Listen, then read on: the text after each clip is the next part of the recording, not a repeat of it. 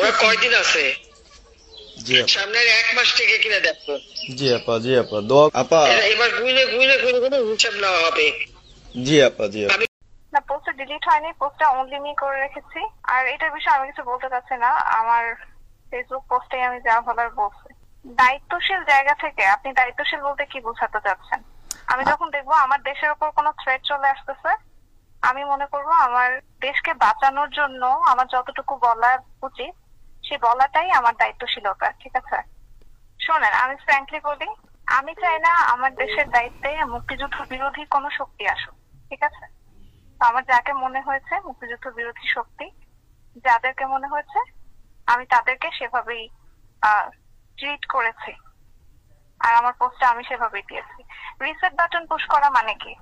আপনি কি voice of ওয়ার্ল্ডের সাক্ষাৎকারটা দেখেছেন? রিসেট বাটন পুশ করা মানে কি? অতীত মুছে ফেলা মানে কি?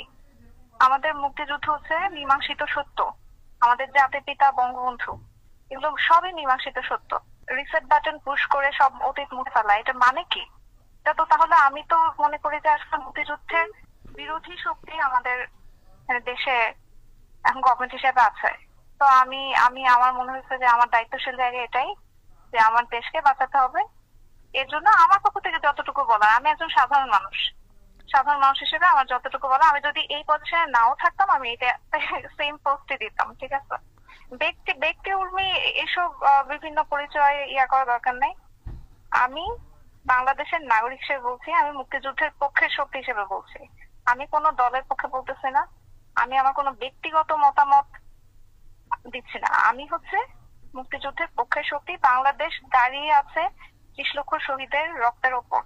ঠিক আছে, 30 লক্ষ শহীদের রক্তের বিনিময়ে আমাদের দেশটা স্বাধীন হয়েছে। এই 30 লক্ষ শহীদ, রিসেট বাটন পুশ করলে কি এই 30 লক্ষ শহীদ ফিরে আসবেন?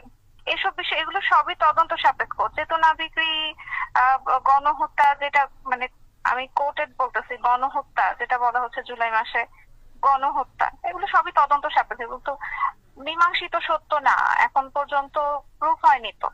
ঠিক আছে, বিচার হোক, প্রমাণিত হোক, তারপর দেখা যাবে। কিন্তু যেটা মীমাংসিত সত্য সেটাকে তো কেউ মুছে ফেলতে পারে না। আমার কথা হচ্ছে এটাই। ক্ষমতার কোনো জায়গা থেকে আমি কোনো কথা বলতেছি না, আমি একজন খুবই সাধারণ মানুষ হিসেবে, আমি যদি আজকে এই অ্যাডমিনিস্ট্রেশনে নাও থাকতাম আমি সেম কথাটাই বলতাম।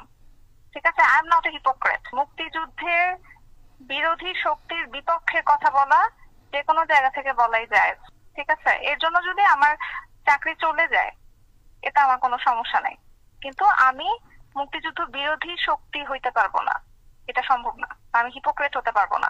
যখন যেই গভর্নমেন্ট আসবে টোটাল কন্ট্রাডিক্টরি কথা বলবে, একজন মুক্তিযুদ্ধের পক্ষে কথা বলবে, আরেকজন মুক্তিযুদ্ধের বিপক্ষে কথা বলবে, আমি দুই পক্ষেই মানে হ্যাঁ হ্যাঁ করবো, এইটা হিপোক্রেসি। ঠিক আছে, দুটা টোটাল কন্ট্রাডিক্টরি মতে আমি দুটাতেই একমত পোষণ করা, এটা হচ্ছে হিপোক্রেসি।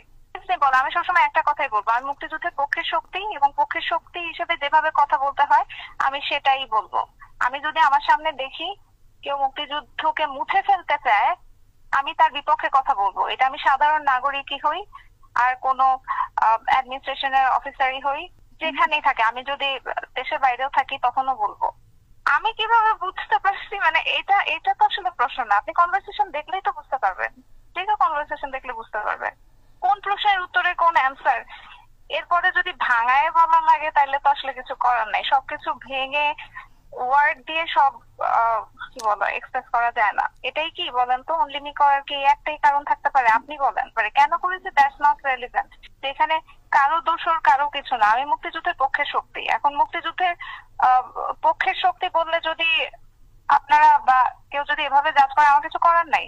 আমি আমি অলওয়েজ বলবো মুক্তিযুদ্ধের পক্ষে শক্তি। মুক্তিযুদ্ধকে আমি যদি একটা থ্রেটেনিং পর্যায়ে দেখি, কেউ থ্রেট হিসেবে দাঁড়িয়ে যাচ্ছে, মুক্তিযুদ্ধ ইতিহাস মুছে ফেলতে চায়, জাতির পিতাকে মুছে ফেলতে চায়, জাতির পিতার অবদান অস্বীকার করতে চায়, 15ই আগস্ট অস্বীকার করতে চায়, ধানমন্ডি 32 নম্বর অস্বীকার করতে চায়, পুড়িয়ে ফেলতে চায়, আমি তাদের বিরুদ্ধে কথা বলবো। আমি যেই জায়গায় থাকি না কেন, এখানে তো কারো দোষর এই ইয়াগুলো আসবে কেন? মানুষের কি মাথায় বুদ্ধি নাই নাকি? এখানে বঙ্গবন্ধু কোনো আওয়ামী লীগের নেতা না। বঙ্গবন্ধু হচ্ছে সারা বাংলাদেশের মানুষের নেতা। জয় বাংলা হচ্ছে সারা বাংলাদেশের মানুষের স্লোগান। ঠিক আছে,